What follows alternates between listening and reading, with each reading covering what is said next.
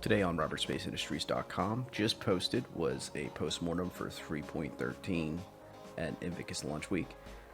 And whatever way you look at it, 3.14 live is around the corner.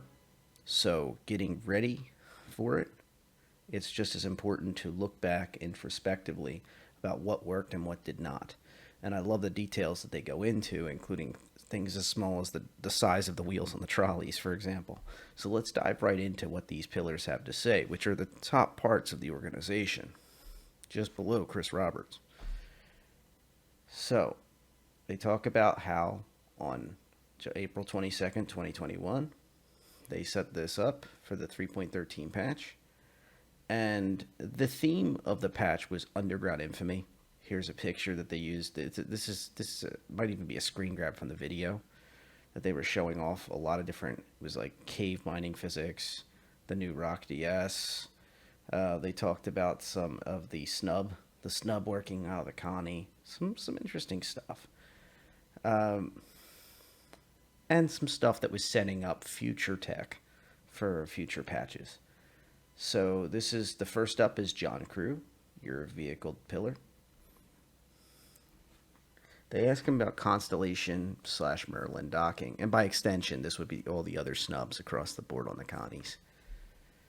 Just a reminder that 3 of the Connies, basically everyone but the Taurus, is able to have a snub, and comes with one.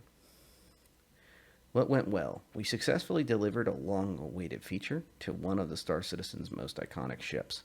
Although we had aimed to do this in 3.12, the decision to spend an extra quarter polishing it paid dividends upon release, as it was much more stable and expansive than originally planned.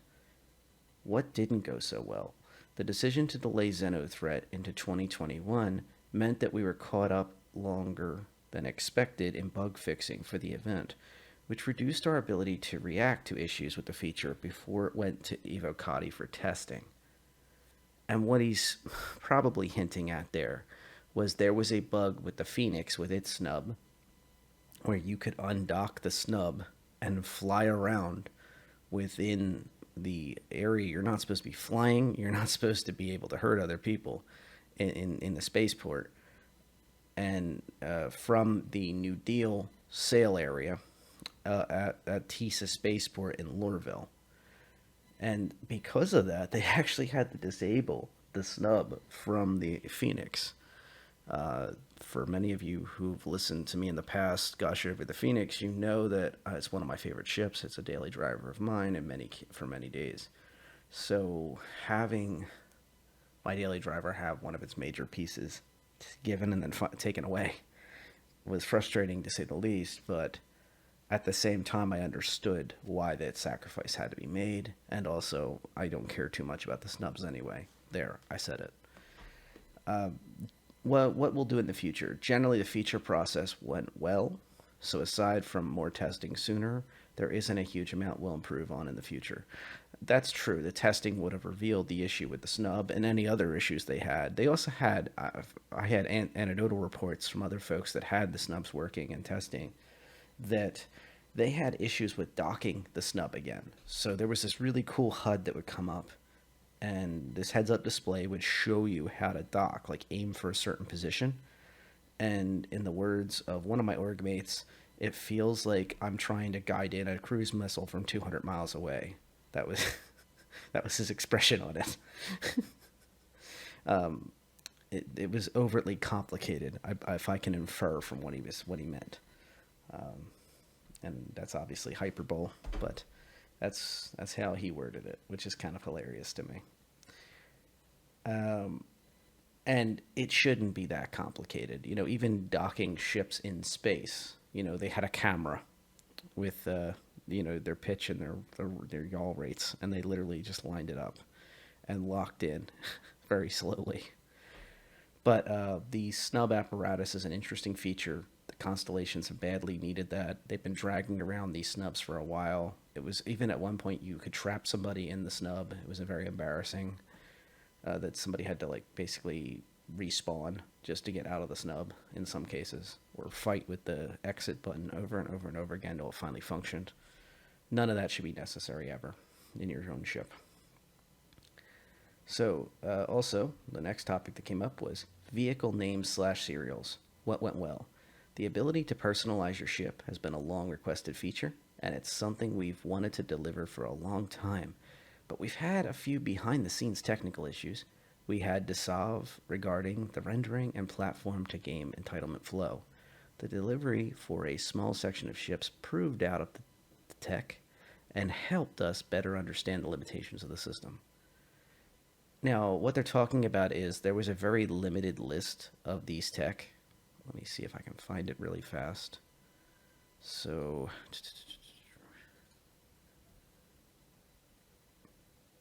the reason why I'm saying let me see if I can see it fast is because I literally was providing this information to somebody on, of all things, Reddit. Yes, I know some folks are not the biggest fans of that. Some folks are. I'm not so inclined either way.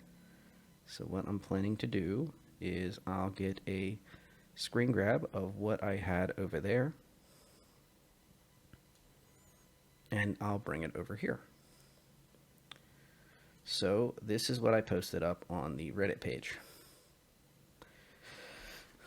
So in CIG's own words, they had the Aegis Hammerhead, the Reclaimer, the Carrack, the MSR, the Mercury Star Runner, 600i, the 890 Jump.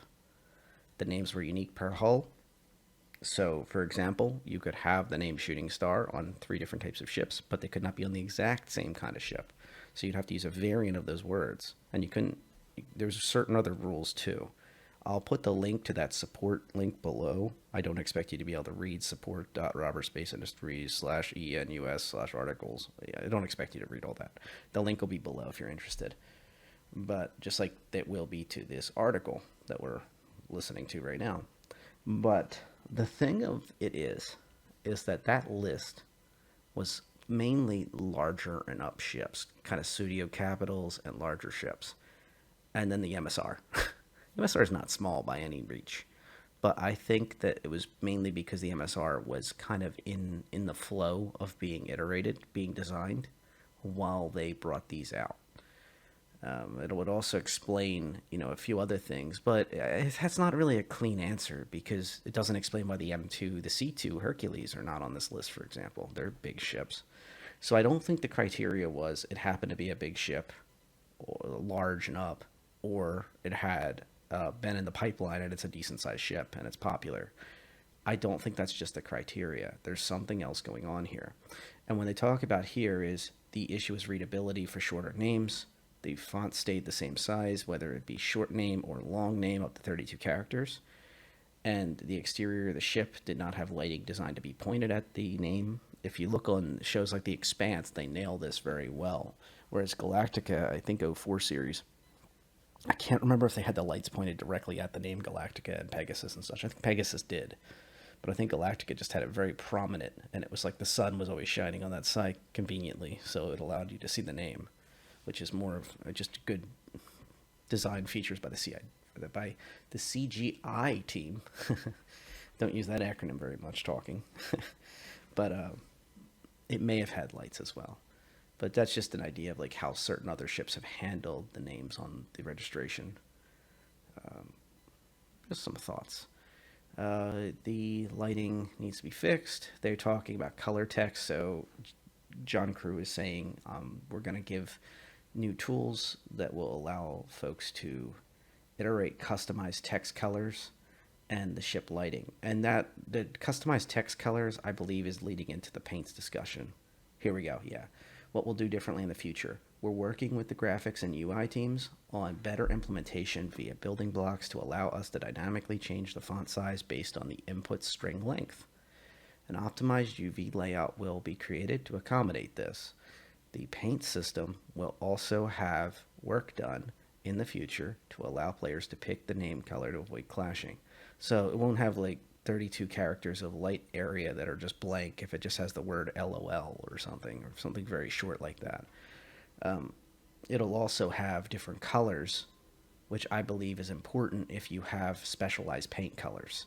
So if you have a ship that's sand colored and then you have sand colored paint or tan colored or brown colored paint that usually would look good on the original ship, it won't make any sense. The paint will blend it in, it won't look right. or it'll look just completely wrong on a ship that's supposed to look high tech. Like say you get a camouflage pattern and you got like bright red paint or something, let's say. So it makes sense that they would need to avoid that and figure out which color paint, which paint styles would require different colors of text. This all means it's going to be extra work, and that means to roll out more and more ships will take longer. This is a question that comes up very often in the community, and it's worth mentioning. It takes time to think these things through, and also that means that paints will probably also have to play catch up. It may be out on the ship, and then we have to. There may be a rollback because it's, well, there's 6 different kinds of paints on a specific ship, and then what about our best in show paints, and what about? It can get complicated very fast if you think about something like a Cutlass that has an immense amount of different kinds of paints. On other ships that don't have so many paints, well, it's not such a big issue. So the next topic is hull visual degradation. Since Star Citizen Alpha 3.6, when we introduced item degradation and misfires, the big part missing was having your ship's hull visually degrade alongside the other items. Now we've completed this, you get a much improved read on the state of your ship based on the hull's visuals, rather than just having to go MFD hunting. The system ties into our existing production pipeline for vehicles, so we don't have to go back and add it to any ships, making the implementation much quicker. Cool. There were quite a few ships that were missing in our internal testing sweeps, leading to canopy entirely scratching over, blocking the view. This was not our intention. Restricting wear to the edges of the view was the goal. This is part of the reason it didn't go well, was the hull visual degradation, so certain ships were benefited than others. While the actual content side has been part of the pipeline, it wasn't easily visualized, so the content team have to go back and manually adjust the wear maps and settings on the older ships. What they're going to do in the future is, as mentioned, a few ships are dramatically wearing too much in key areas, which will be fixed case by case. In the future, with physicalized damage, this will move from being a purely visual feature to it having structural and gameplay consequences. This is very interesting because pad services are going to become more and more important, and being able to make sure your ship is in top repair will be critical, especially to ships that don't blow up every 5 seconds. And for the record, nobody's ships will eventually, but if you're a fighter dueling everybody you can find in Grim Hex, outside of Grim Hex, you're going to have a little bit shorter lifespan on that ship than somebody who is hauling point to point to point to point to point all over a Stanton.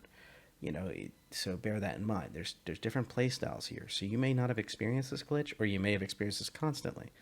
And I think that over time, we're going to find the happy medium with hull visual degradation, and obviously we can still use the ships even if they look all tore up. And that's, once again, just warnings that it's time to get your ship worked on, get it repaired. Ship-to-station docking.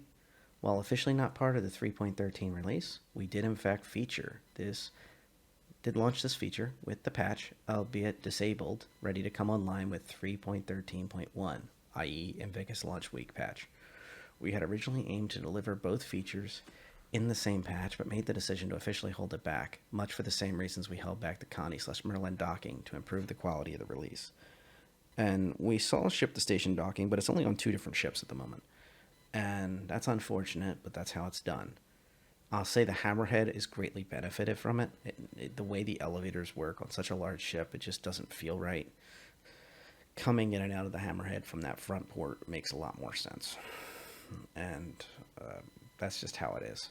The 890, same deal. Being able to walk in without a spacesuit on when you're in a station just makes far more sense. And yes, most of the time you're in a hangar, but still, you don't want to have to worry. Am I in a hangar? Am I not? Did I land somewhere that doesn't have... No.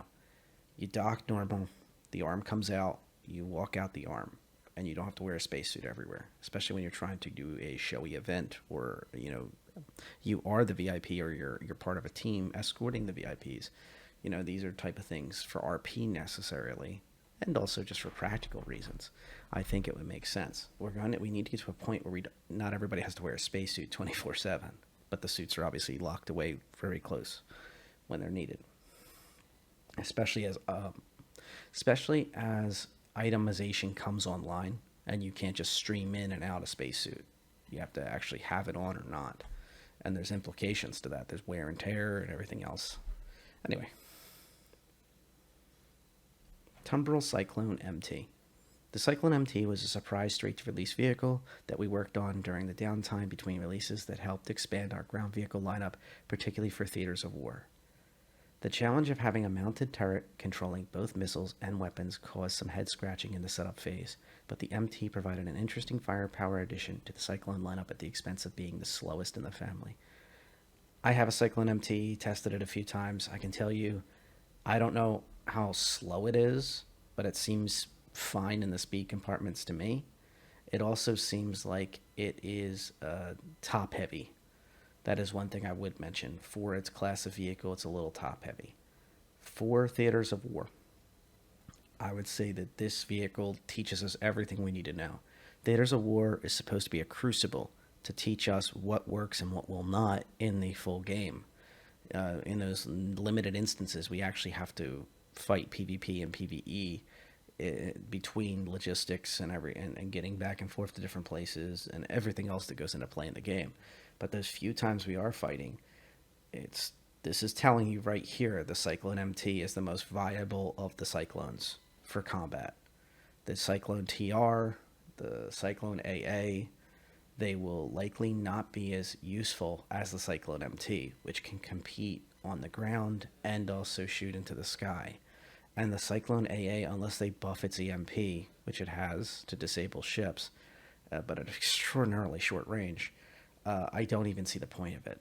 I think the MT with its missiles combined with a turret, all in a single package that two people can use, is a powerful tool.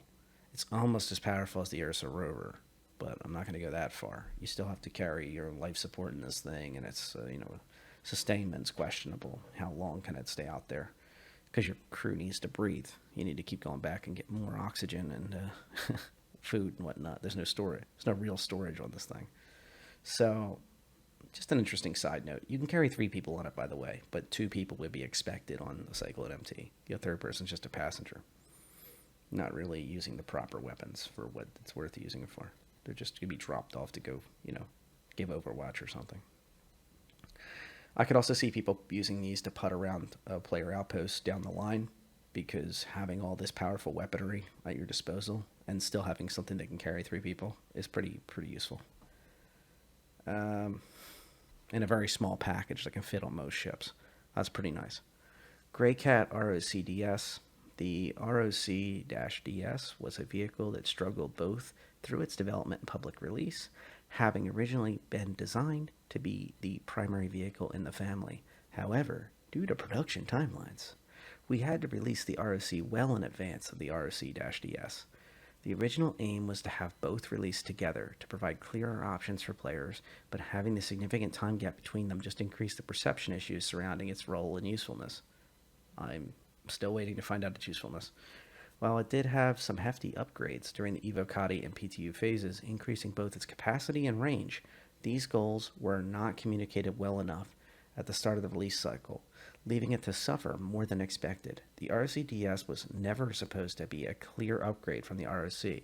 It's a companion, allowing 2 players to work together in more demanding locations further away from base. It currently sits in a poor position. However, future changes to inventory behavior, the cargo system, and cave setups will perhaps let it regain position we intended. If it doesn't, we'll investigate further changes to improve its reception. This was solved ages ago. There are vehicles that are designed to operate in dangerous hazmat environments and war zones and other things where they have just bottles of oxygen, or they have a life support system that scrubs CO and other toxins and such, and it gives you air. They have masks, a simple mask. If you had that seat that's on the ROC-DS, this is the ROC-DS we're talking about, by the way, the 2-seater. There's a person inside a cab that's climate controlled and protected and given oxygen.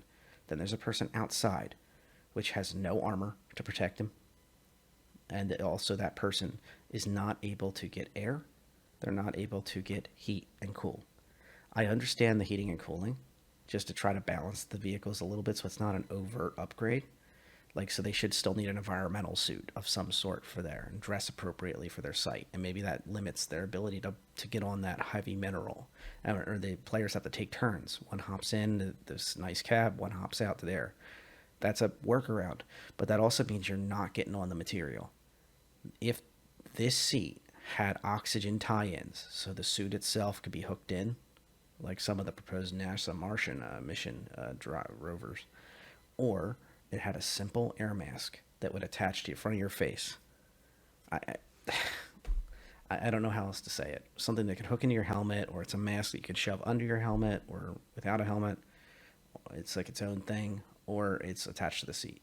Literally, just give this seat air some way, somehow. Give it, give it those air shields that are on the Prowler, if you have to. It needs air. That's what it needs. Even if it takes Terravan technology to do it. I don't know what else to say. I know why they did it that way. It's so you can collapse in the seat without it being double the width. But the seat still needs air in order for this thing to really take off. Because if you could sell this thing as both players can stay on it for as long as they want, provided the heating and cooling is taken care of for the miner, all of a sudden you might actually have people use this thing. Because one of the biggest problems with the ROC-DS in general is that it has no upward benefit. Yes, it mines, I think, longer distance and better. It has better storage. There are buffs that were desperately needed. But what else it needs is one extra little spike. It needs one extra little thing to really give it a kick in the right direction. Because right now, as it is, you're going to have one person sitting in the cab who drives over, and they get some gameplay driving over and navigating and spotting the rocks. Then the other person, once the rocks are spotted, or helps spot rocks as well, they start mining. Then the person in the cab's doing nothing. So you got a pretty terrible idea there. Also, the other terrible idea would be if you had somebody trying to do it solo, where they're hopping out of the cab constantly, mole style, and running over to the seat, and then mining. Well, what happens if the rocks start exploding and the ground starts moving or something? It's not as practical as just a regular ROC. So you need to add some angle to this that really makes it a cut above. Hey, you don't have to worry about oxygen. It'd be a nice touch. Or something else. Quantum sensitive materials don't look like that usually. They look like boxes, but they are very cool. Or wait, sorry. I'm thinking of the time sensitive ones. I'm not quite sure if the quantum sensitive materials are the circles. So let's take a look. So, next up, so John Crew got out of the seat. Who's in the seat now is Todd Pappy, the live game director pillar. So, focusing specifically on mining subcomponents. We continued to add depth and expand on the mining gameplay and got the subcomponents up and running fairly smoothly. The quality assurance test request process went well too. QTAR. I never heard of that. With great communication among the team. I assume that's an internal tool or internal team. What didn't go well? Game development stability was poor, which caused delays in getting up-to-date builds with integrations. Now, just mentioning, don't forget the conditions we just left where people were constantly working from home. So it's a shame he's not weighing in slightly more here. I think Todd is hinting at some of the limitations that were caused by working from home. And in their own interviews, they talked about having to move 66 gigabyte plus patches constantly, 66 gigabyte builds back and forth over home internet connections back and forth to the server. And, all of a sudden pushing a build for 66 gigs because you made a minor change, you do less of them. And that means that there's more room for problems. Be working in a field office and having, very, very high-end fiber sitting in the room next to you is much more valuable than having hundreds and hundreds of employees all trying to push 66 gigabyte builds back and forth to each other over home networks into supported servers. I'm not saying once it hit the servers, obviously it's fine, but uploading is the big problem. And that's been a problem for a while. I'll take this moment to mention that a lot of home networks have good download speed, but often lack good upload speed. And also, many home users will find out when they go to try to host a server of some game, of any game they like, that they don't have a static IP address either. So there's a lot of limitations, not even on top of the fact you might have other users of the computer or other eyes walking around the room that you don't want to see your stuff that's not released yet. There's a lot of things you got to think about when you're thinking from home. That's beyond just the screaming kid and the dog you have to let out and things like that. So I'm just trying to give you, like, put yourself in that image and then think of what Todd's trying to delicately talk about here. I can't help but think that's part of it. I might be a little bit off on my timeline, but I think this would be covering the tail end of that. So what they're planning to do differently in the future. So they're back at work. They're full staffing, back at the buildings for the most part. They're everything's back to normal. The team is currently QATR, so quality assurance test request, to integrate their work to the game dev as a usual process. Unfortunately, QA were super busy with the Alpha 3.13 and 3.13.1 releases, both of which were big ones. This has currently affected the efficiency of the QATR process, leading to sprint integrations of non-upcoming releases being heavily delayed. So they're not able to handle rush work to complete what they're trying to do because of these problems they had with these other iterations of the primary work. If I'm reading that correctly. I don't know. It's very hard to read into a very big topic with 3 sentences, but I'm trying. Live mission content, quantum sensitive deliveries, and timed multi-drop deliveries. What went well? It went smoothly because it was using existing tech, a lot of which was created for the Xenothreat mission. What didn't go so well? Some of the boxes didn't behave as expected, which ended up being an issue with the entity behavior. The timers were not showing the correct time, and the box would explode with 2 minutes left. Can attest to that. That happened to me once. Thank goodness it only happened once when it was on a ship. Hurston isn't the best location for long flight missions because of the location distribution. We did increase the payout, but we'll look for continued refinements. And that is very true. It's hard to get in and out of the Hurston pocket, the planetary area, because of the way it's set up and the fact you got these deliveries. I think it's 20 minutes they put on those boxes. So that's what I ended up with. What we'll do differently in the future? We need to improve the handoff of the entity behaviors and clear up responsibility between the teams. It's quite a shot, by the way. Looks like they're both. That's like an SMG. I think he also has an SMG. So we're on to core gameplay pillar. This is Richard Tyrer of the Squadron 42 FPS game director. What went well? Star Citizen, by its very nature, is a mixed arms game combining on-foot, vehicle, and ship combat. Mounted guns slot directly into the trifecta by allowing on-foot players to challenge vehicles and smaller ships. We already have the Animus missile launcher and Scourge railgun, but they only provide a small amount of resistance before you would run out of ammo. With the long-term intention of homesteads and outposts, we wanted to provide the player and AI with additional options for defending these areas. We face 2 main challenges with the mounted gun: its size and the control scheme. The eagle-eyed among you will probably notice that the mounted gun is size 1 ship weapon, as we needed that sort of firepower. While these are small on a ship, they are huge in the player's hands, and this provided us with several issues. Firstly, it took up a whole screen in first person, so the line of sight was terrible, and secondly, the pivot point for the ship weapons was not ideal for a character trying to aim down the sights and pivot vertically, so shoot at a ship above you. As we already had a ship weapon, we were able to get it into the editor quickly and allowed us to iterate on the first-person experience very early on without having to worry about too much about metrics. This was a real boon as we were able to work out the pivot of the weapon, its viewing angles, and aim down sights views, while still retaining a believability that this was a weapon that could take down a ship. The other challenge we faced was the control scheme. We debated for a long time over whether we should use a more FPS-centric control scheme or have something more akin to a ship turret. Fortunately, we had scheduled enough time for us to implement both schemes and play them to see which felt the best. This allowed us to hone in on the experience and deliver a first iteration that was good.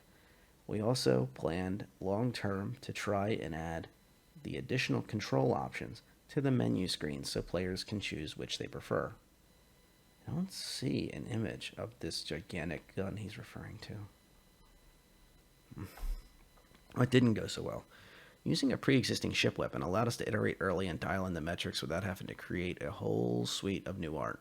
This also had the advantage that going forward, any size 1 ship weapon could theoretically be mounted onto a mount. Unfortunately, this didn't go as smoothly as we hoped because ship weapons mount from the top rather than the bottom. Fair point.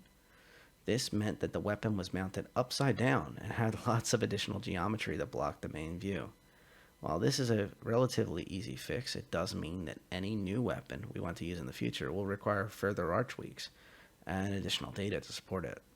So that means any size 1 weapon that's iterated in the game is going to have to be looked at, and any future size 1 weapons are going to have to go through an extra level of refinement to make sure checking to make sure they fit the schematics for this mount. Mounted guns are a feature that requires a content team to implement it into the verse. It's not a systemic feature like jump or actor status. While we always want to get features into the hands of players as soon as possible for testing purposes, I think its current implementation in the PU doesn't really serve a purpose. In hindsight, I think it would have been better to implement it, ask for PTU evocati feedback, and then release it later patch once the content team had enough chance to build something around it. It's true, mounted guns don't really offer too much right now. I will say that a size 1 weapon in general, unless you have like a quad mount of them or something, is not going to really do too much damage. Unless it gets some type of boost, like a quiet bonus to its range and maybe even damage. Also, I'm going to state the obvious that it doesn't have a limitation on energy or storage of ammunition. So if you have a ballistic Gatling size 1 and you have like 4 of them or 2 of them, all of a sudden you can just fire them forever until heat overwhelms it or something, as long as you have people bringing you cases and cases and cases of ammo for it, right? So that is one major nice thing about it. I could see a whole bunch of these mounts, maybe 3 or 4 of them with NPCs in them defending a small outpost, and different configurations for different kinds of places. Also, I noticed he's very coy about missiles. I would love to see if they would go into, because you do want some missiles. I think also to round out everything. Maybe even just volleys of missiles would be nice, like 4 racks sitting next to each other. That number's a nice round number because I know what a Pisces can do with 4 small size 1 guns. So that's why I keep going back to that number. So here's the infamous trolley. The trolley push-pull. Trolley push-pull is a feature that allows players to interact with an object such as a trolley or a block, or on Oris in general, in the hospital there is medical bed, medical scanning feature, and also a walker, and push or pull it in a direction of their choosing, provided they have grip.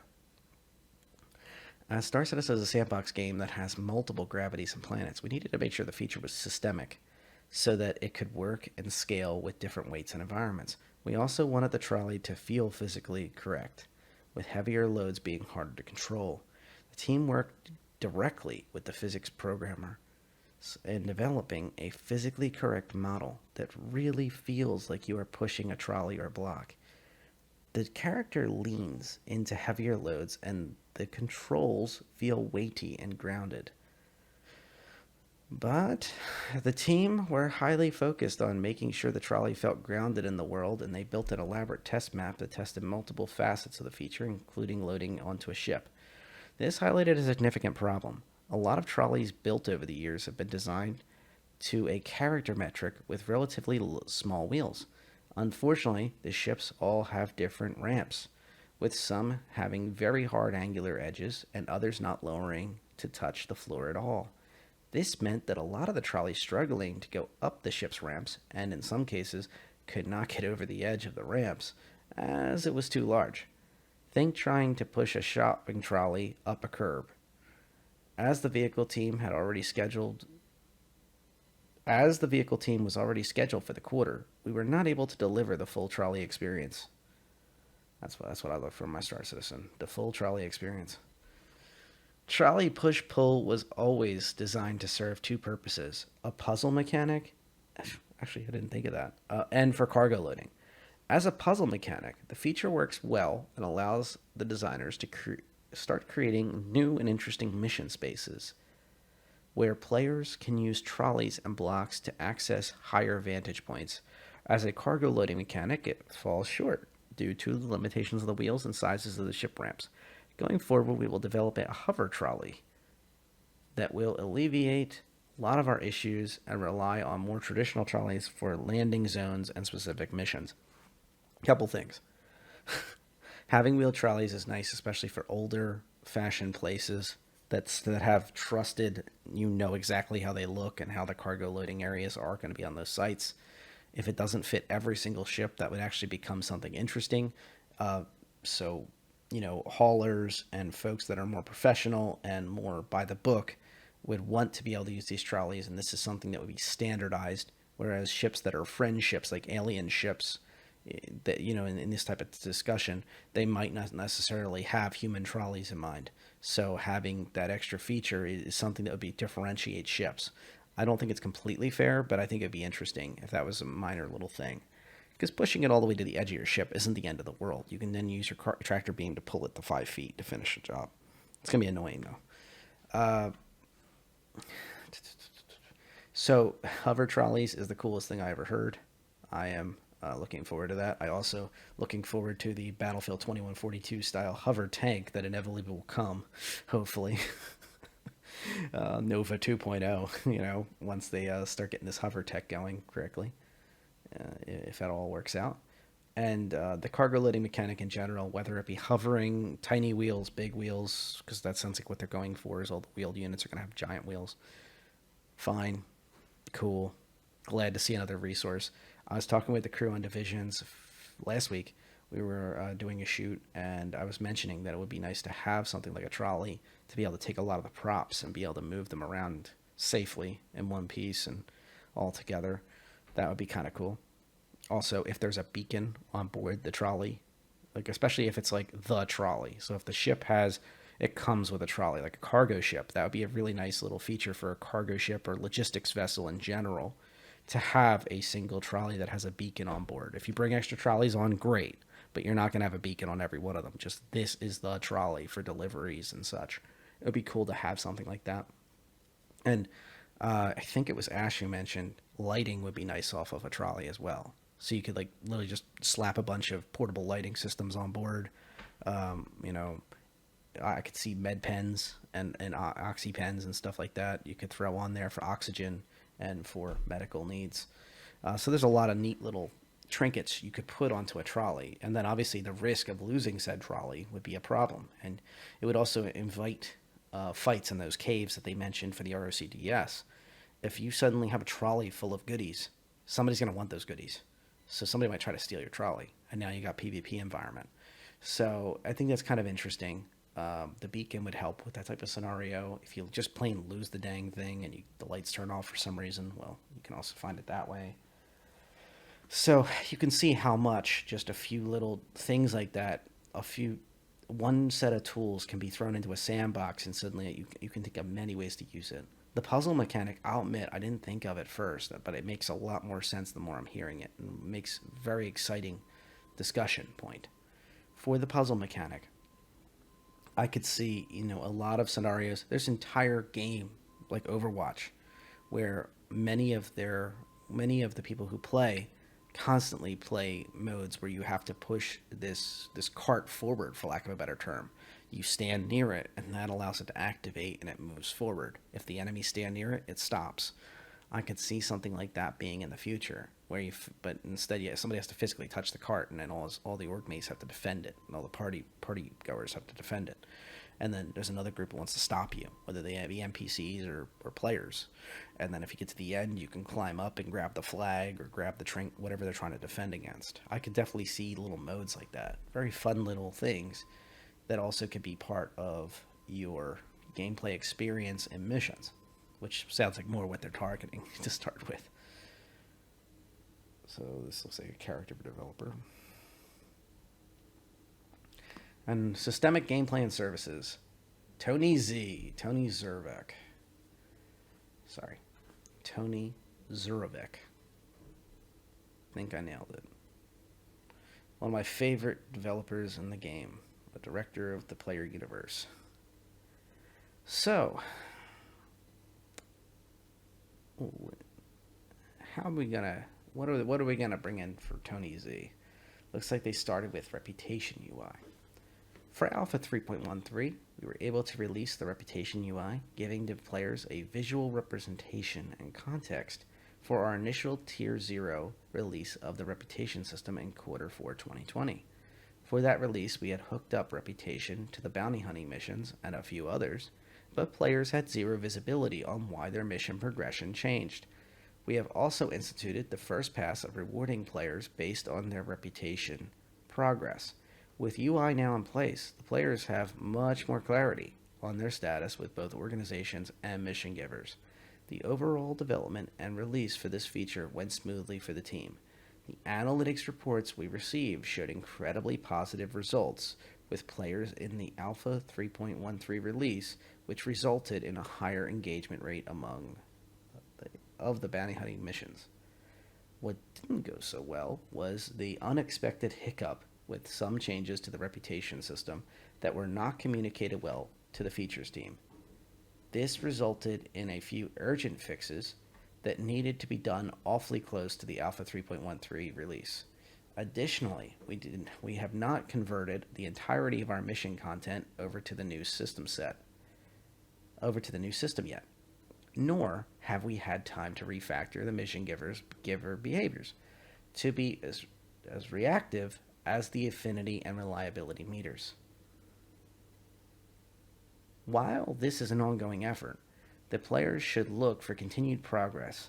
This will unfortunately take time to churn through the entirety of our missions and refactor the mission giver behaviors. Okay. So, plain and simple, the Tier 0 of the Reputation system was released, and this was meant to be part of this UI that would allow you to see mission givers in the list, and I'm taking other people in the future. And they had a problem where they were not getting information back up the chain. Right here.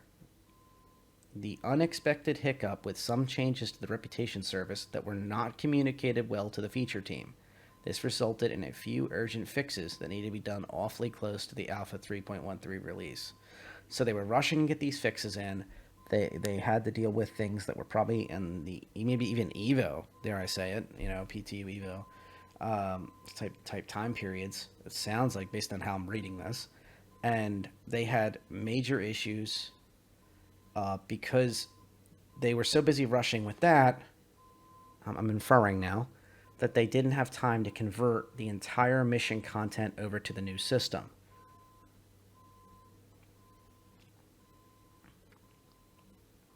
And they also did not have time to make the mission givers all have different behaviors based on the affinity and reliability meters.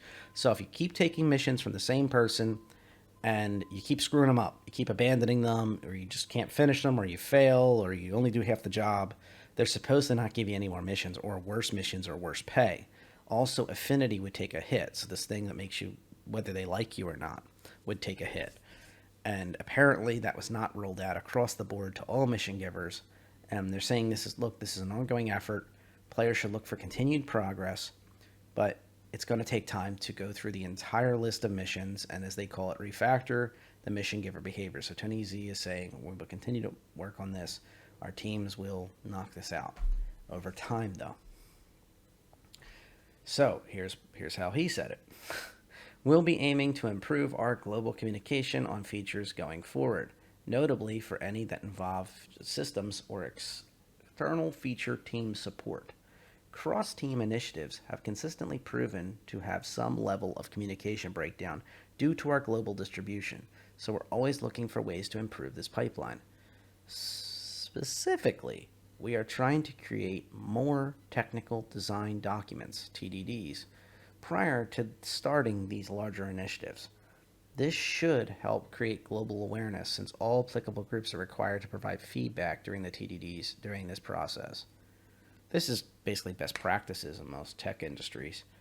Also, with the system now in place and our second star system on the horizon, once server meshing comes online, he is referring to Pyro, and he's saying as soon as server meshing comes online, we're grabbing Pyro. We are having ongoing design discussions about how we will structure organizations within the universe for the first 5 systems. So, for those that are not aware, there's multiple systems beyond Pyro that lead basically towards Nyx. That has been the ones that have seemed to be the focus of the lore team. We just had a lore release just yesterday from a Nyx-based Pyro organization, by the way. And Xenothreat came from Pyro. These talks include everything from new player experience and their starting locations, how players progress within a single system, and how major organizations will influence content across multiple systems. This also allows us to define what gameplay will be involved for each of the major mission types, with the current plan to associate each mission type with the reputation tracks within organizations. Throughout this process, we have made significant strides towards what we feel will be the initial version/vision of how this major progression mechanic will affect the overall player experience. While we need to get final sign-off, we feel this falls in line with how Reputation has been previously pitched to the public, and look forward to driving this forward. So they're trying to stick to what they promised, and they want to try to roll out that entire system of reputation services for at least get affinity and reliability across the board to all mission givers and mission types. And they're going to make a bunch of documentation that will roll out a whole bunch of other things along with that to make sure that all teams take that into account as we continue to get a bigger and bigger game. I apologize if you can hear the noise in the background. There is some work being done down the street from me that's extremely loud. I tried to delay making videos as long as I possibly could, but it seemed to be getting quieter. It sounds like they're moving something around right now. Invictus Launch Week. So what went well? The expo event associated with Invictus Launch Week went very smoothly.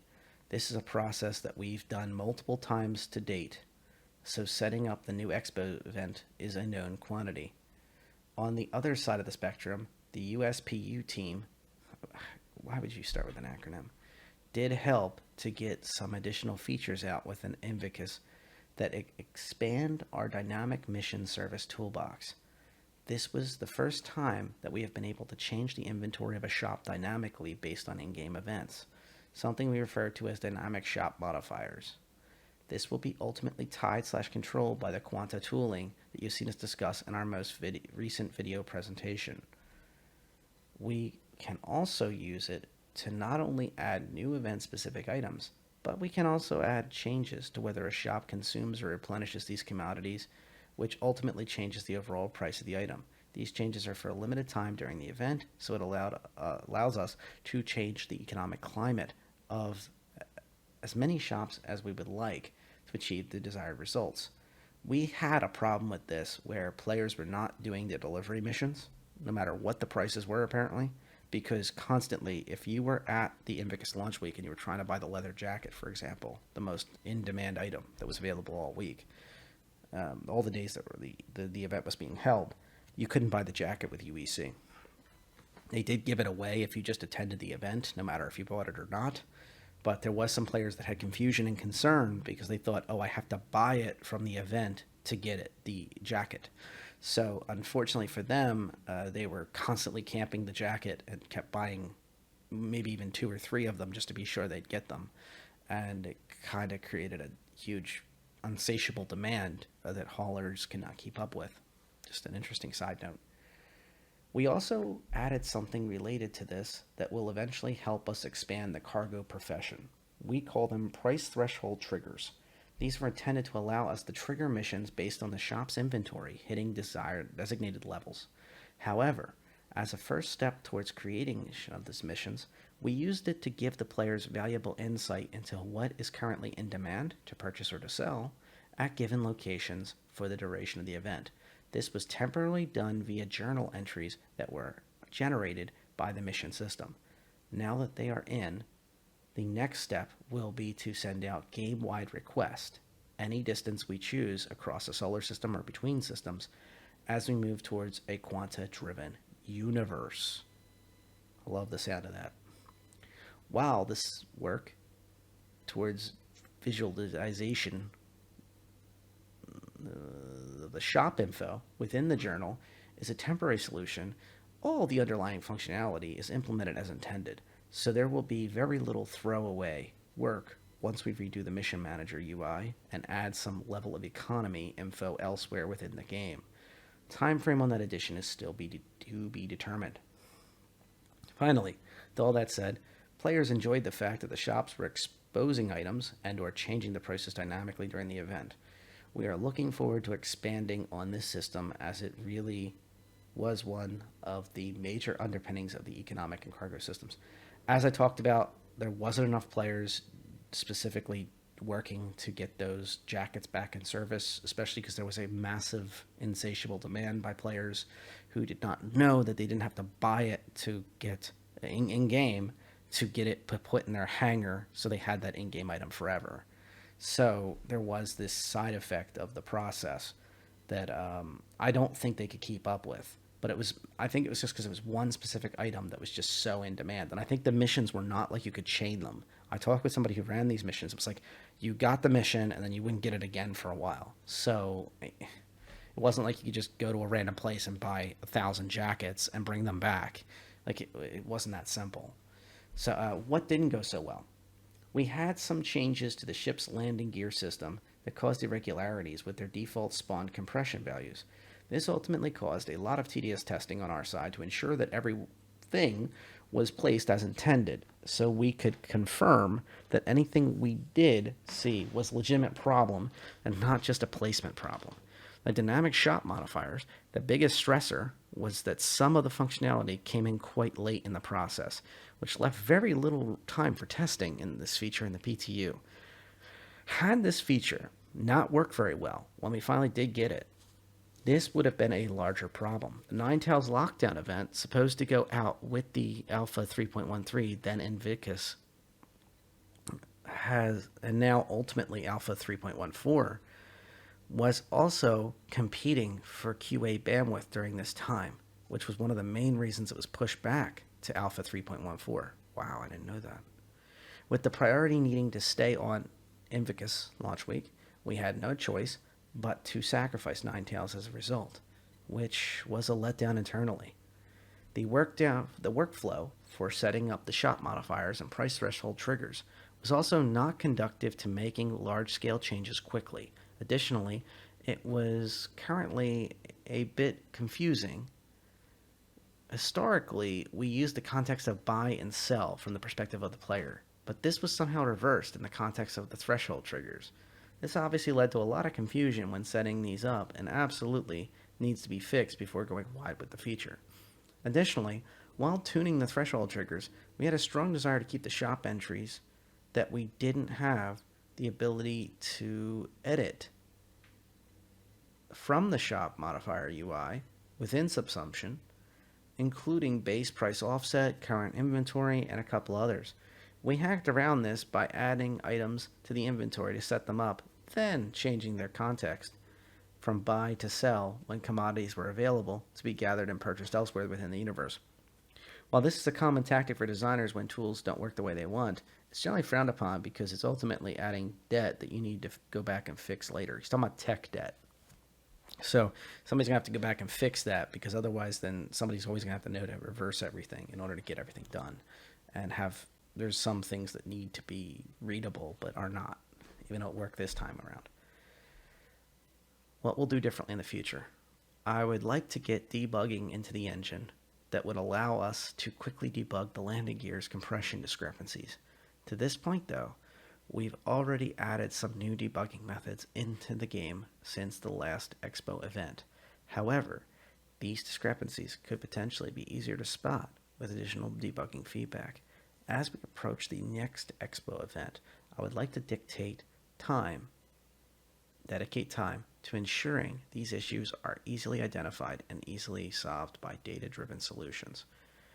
We would like to see some better coordination between QA and dev teams that requires large-scale QA involvement, such as Invicus and Ninetales. We've certainly seen and acknowledged several of the pain points that this has caused, but this will continue to come up as we make more and more of these events, so we will need to tighten up this workflow moving forward. Ideally, we would try and get the delivery of all gameplay features and related services well in advance of any potential delivery date.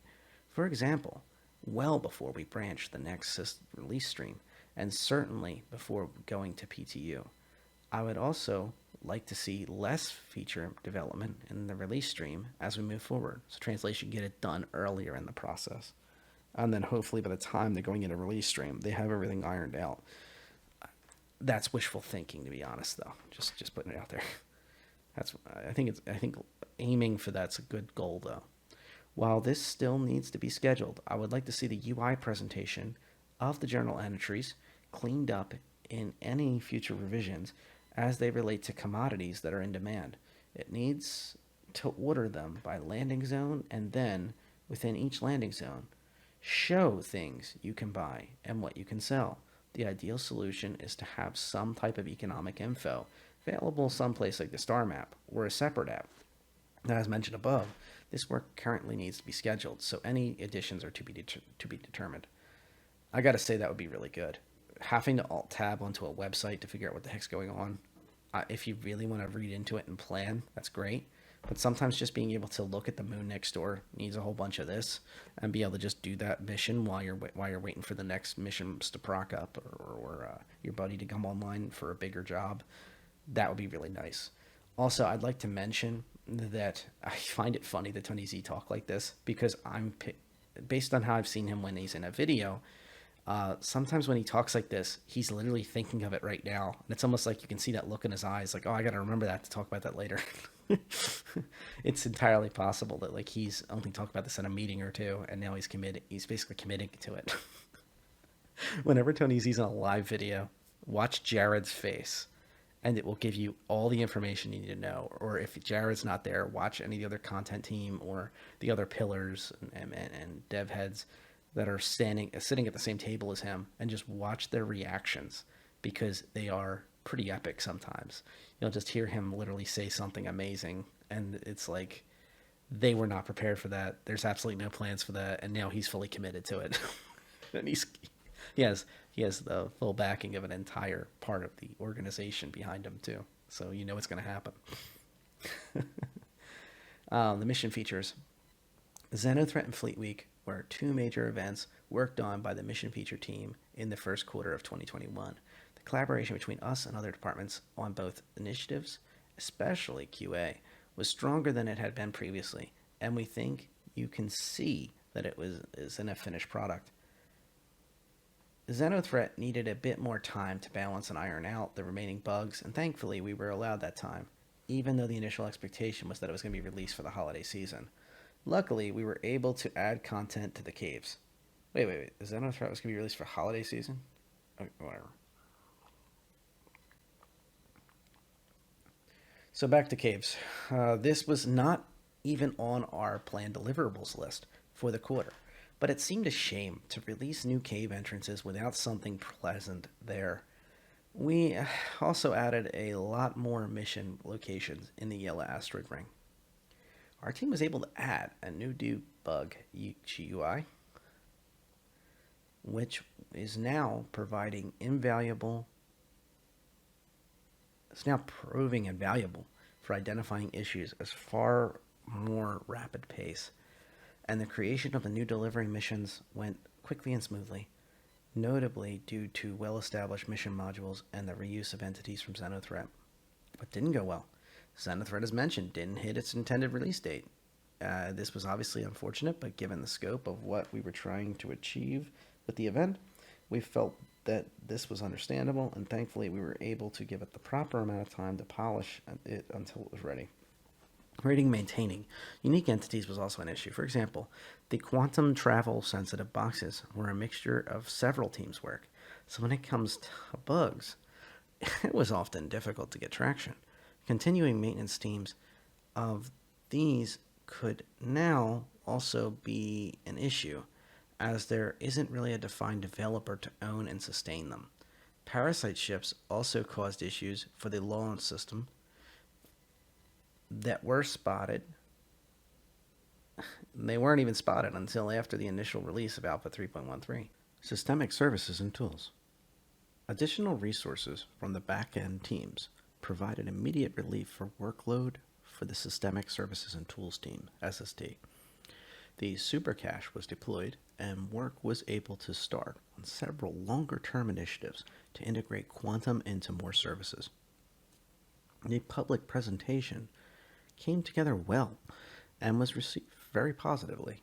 The technology that we invested in the presentation displays will be used to demonstrate other high-level concepts in the future. Quasar was deployed, which is the dynamic mission tool demonstrated during the SST update video released in April. Development of Quasar was straightforward due to the previous work done with Odin last year, which tackled most of the fundamental work required to hook into live services and DGS instances. Going forward, the Quasar tool will be providing a platform through which dynamic mission content can be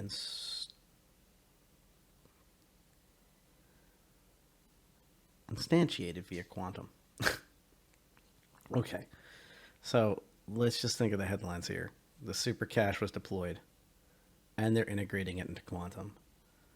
That's it. Like you could say nothing. You could say anything else you want here, but that's the most important thing so we can really talk about.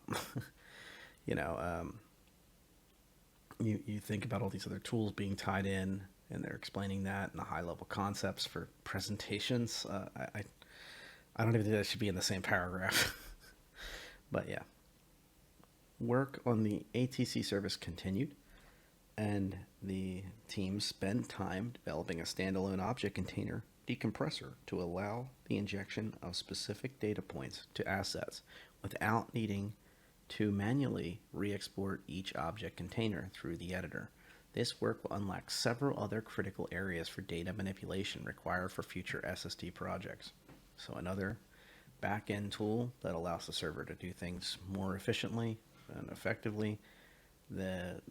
Can't ask for more than that. What didn't go so well? A new high-speed AI service was needed to map live positions of mission-spawned NPCs, which ended up being deceptively complex. This new service required work from various teams and pillars, which caused delays and difficulties in testing. Many of our team's resources continue to be absorbed addressing bugs that don't end up being in our sphere of responsibility.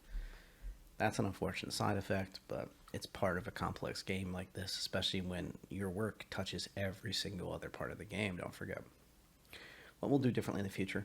Future presentations will be significantly more straightforward in terms of content we demonstrate, and we invested in visualization tools to be able to show high-level concepts on the star map quickly and easily. Okay. We identified issues causing delays on new services like the high-speed AI service, and are now more capable of dealing with cross-team initiatives like this going forward. With the groundwork of quantum laid, we will be able to focus on integration of other services. And we're also now able to identify issues that don't fall under our responsibility of the team and plan to reroute these issues to appropriate teams, saving our teams much-needed development service work. Okay, so when you have a pillar, like literally one of the leaders of the entire organization backing you, and you're this critical of a team, this type of team needs people that coordinate information between them. They need liaisons. This team should be able to assign a liaison for each project that is able to literally, if necessary, get on a plane and fly to another location as that becomes more practical and safe to do so, or just doing it virtually, and then report back. So do these stints where during these critical times of another team working on your work, the person who's from the SST should be over there working with them, or virtually over there working day by day, answering questions about what the SST needs, dealing with what that's going to look like for SST agenda, and then report back to the SST team leadership and explain what's happening and how this is all going to be impacted. This seems to be a problem. It's not just CIG wide. It's not just tech wide. It's just something as old as time itself. If you're part of a team and the other team over there you need their help, and you don't work with them day in day out, things slip through the cracks. You need to have something that's connecting the two groups.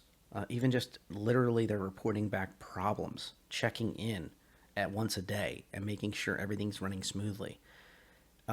It may seem like kind of redundant. It may seem like it's a lot of work, and it seems like we're taking people away from things, but you need to have that glue that keeps the organization together, especially as was noted by multiple pillars and development leads in these discussions right here today, that they're learning that having everybody disconnected in different places is a problem. And even reading between the lines, I'm suggesting that these studios also are having trouble talking to each other about certain things and working together. They need to have as much connections as possible. Chris Roberts himself is taking his entire family over to the UK to finish Squadron 42, to personally oversee the final work on Squadron 42 leading into next year. So draw your own conclusions about the difficulties of trying to work remotely and having people in multiple places. Nice shot from launch week. Ian Leyland. I cite him all the time as that artist named Leland. Sorry, Ian. The one time I mess up his name when I'm specifically calling him out. I think he's great. His passion he brings to ships, the passion he brings to locations is just incredible. You can feel it. You can feel it in your heart while he's talking. What went well? And biggest launch week at the Tobin Convention Center was fantastic to see, as were the new space station docking modules and military docks for the event. Outside of what we released in Alpha 3.13, it allowed the team to focus on making solid progress on the future locations for the game. What didn't go so well? The docking feature caused some back and forth among the various teams involved, reducing efficiency. The trolley push-pull feature created a lot of bugs for the teams that could have been reduced too. So, yes. I remember with the docking, there was advertisements and windows. I remember there was more and more windows each time Jared and the rest of the content team brought out those videos showing off work in progress docking. So it was easy to see that there was work being done more and more so on it. I know it's also like a weird, you kind of went up to the dock. It didn't open until the ship docked. I'd assume that there's a lot of connections that you have to discuss there, and it all has to be choreographed very carefully so you don't end up with people in space. What we'll do differently in the future? Internally, we follow a process of features and locations having a go, no-go. With regards to a feature like docking, the teams were very compressed in building the feature and creating the locations at the same time. In the future, to reduce the inefficiency this creates, we will look at having more of a buffer between a feature being made and the locations being made that utilizes it. Interesting. So I'm curious if the docking procedure was A-okay, and then when they started mounting it to the space station, did they have problems? Or did certain parts, certain types of R&R space stations have issues where others did not? If you recall, New Babbage, Lorville, Area 18, and also now Crusader, all have these bespoke stations that are all going to be on top of them. I conclude Port Olisar and Crusader. I know that's quite a iffy one. I'm sure that raised an eyebrow or two, but I consider it Yeah, I consider it a bespoke station that's attached to Orison. Um, it's close enough. And honestly, I believe that it my no secrets or anything, not even rumors, but my belief that they'd be silly not to move PO from its current location and make it a Port Olisar 2.0 when that finally happens, and place it over Orison itself and finally get that over and done with. It is supposed to orbit Crusader, so it's just a really high orbit right now. So, when you think of those stations that have all those services and all those decks and all the features and everything, they're not the only stations in the game. You also have smaller stations and large stations that are in other places, and they're modularly kind of just placed together. And if almost every single Lagrange point for every planet in the entire game, you go to them, there'll be a space station there. I think it's almost every single place in the game has at least some type of services station or something, some type of station at each one of those Lagrange points. So that's something to remember.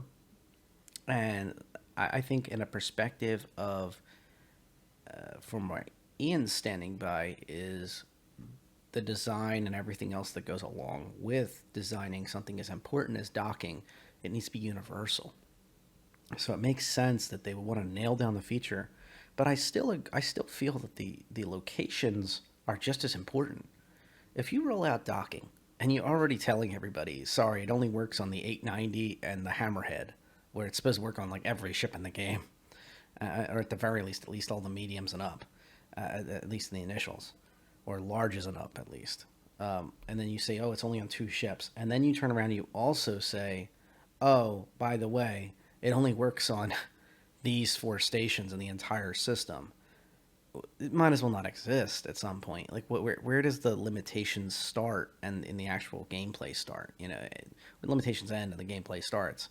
So I would say that just saying, oh, the locations are something different, let's worry about that later. And I have a lot of respect for Ian. I think he's a solid artist, and I actually love his design ideas too.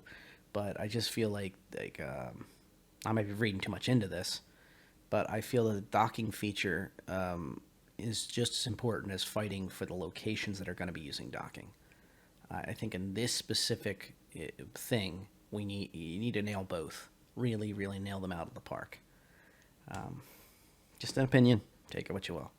I am not somebody sitting at CIG making these decisions and have all the knowledge that they have. I'm just reading 6 sentences that are about this topic. I think that that Ian's correct. Him and his team really nailed the Tobin Convention Center. It was truly fantastic to see. I think the trolley push-pull issue is not really his fault. I really wouldn't beat yourselves up over that. That's something that's been long in the making, and the ramps have been completely different on multiple ships just to kind of get that ramp system in place, and that's going to be something that's going to be essential. But it is something that is only partially sorted out. So that's kind of where my head's at with everything. I'm not going to do a full rundown of this, but the big stories here I think are interesting is Tony Z's topics covering your Supercache topics, and getting more AI developments in the game. I think the insights into the ROC-DS in there as well were interesting. The fact that they understand the hull visual degradation issues are major and that they're fixing them. HoverTrolleys. It's not exactly the most serious thing, but it's a cool topic. And I think that's a nice little thing to add in. And also, something really cool for a lot of folks is the vehicle names and serials will continue to be rolled out. They will have color changes as necessary to fit paint needs. They might even be maybe even selectable. I'm not sure in the future. I'm just speculating on that last part, but at the very least, they'll go out of their way to try to style the paints to match the colors of the names that are put on there. And I think that the fact that they tried to tap into that discussion is that important. Oh, mounted guns as well for player outpost discussion for the size 1 player mounted guns is important. The Tumbrel Cyclone MT. This is just a good vehicle. I don't really have, just like they have a short section. I don't have much to say about that.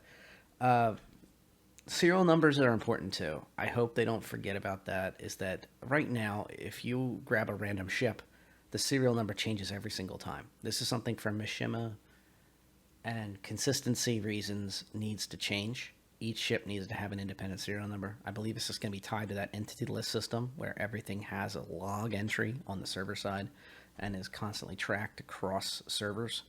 That will have to be sorted out first. I think every single entry before we start getting all these systems in place is going to be harder and harder and harder to keep track of for a server, especially when you have 50 different ships rolling around and hopefully eventually 60, 75, dare I say it. We really need to see that server population cap go up, which is that's something I would like to see and hear about, is what was in development for 3.13 that got cut by the wayside on the cutting room floor because of the limitations. We heard about Xenothreat. That was kind of cool to hear some of that background story of how Xenothreat, 2.0 was going to go down. The Nine Tails lockdown and all the economy impacts of that. All that exciting stuff. We heard Tony Z. He's talking about how they're trying to get teams to tie themselves back together and really communicate well. And that we're hearing that the studios are kind of going back to full speed, and they're even thinking about up to 5 systems away. How that's going to look, including Stanton, 5 systems. And in particular, Pyro is a major discussion point for a lot of their focus of how these corporations are going to behave, how organizations are going to behave across systems, how even all that influence is going to factor in. Very exciting stuff. But we need to hear more about that. Where are we going? And I'm not saying they need to put in here like every single thing being rolled out for 3.14, 3.15, 3.16, 3.17, which are all in progress, by the way. I would like to hear, though, if there was any groundwork being laid for those future patches in 3.13. It would be really cool to just have a couple of sentences that explained what worked and what didn't in these type of postmortems. Because that's something that's really badly needed, I think, is just little extra details that really make the difference. This is a quick off the cuff. I tried to do this between the noise from down the street. I apologize for any that did make it in. I didn't have time to do extra edits and extra recording, so bear with me on the rough and tumbleness of this audio. Hopefully this will get out quicker, though, so that's a nice plus. Please like, comment, and subscribe if this helped you out. Feedback's always welcome, as usual. And just discussion points. There's a lot of topics here. I'm going to include the link directly to the text if you want to read along or if you want to check it out yourself. Feel free. And as always, have a great night.